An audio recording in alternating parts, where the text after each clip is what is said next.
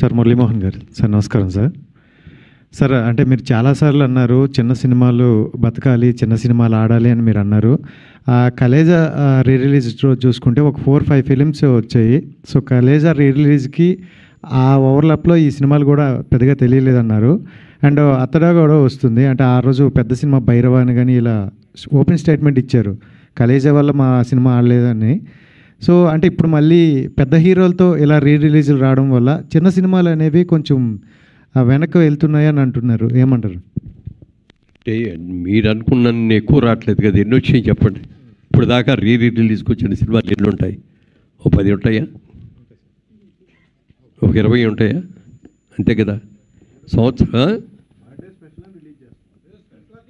అంతే అంతే తప్ప అది చిన్న సినిమాకి ఇది అంటానికి లేదు. సినిమాలో కథలో బలం ఉంటే ఇన్నట్లా.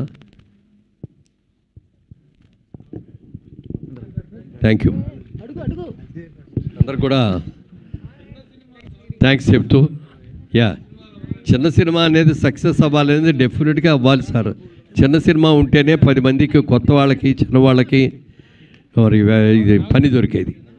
పెద్ద సినిమాల్లో పెద్ద పెద్ద యాక్టర్లని, పెద్ద వీళ్ళని, లేకపోతే ఇతర దేశాల నుంచి తీసుకొచ్చి టెక్నీషియన్స్ని అందరిని పెట్టి చేస్తారు తప్ప ఇండస్ట్రీని నమ్ముకొని ఇక్కడే ఉన్న వాళ్ళతో సినిమాలు తీయాలంటే చిన్న సినిమాలు వాళ్ళే తీస్తారు.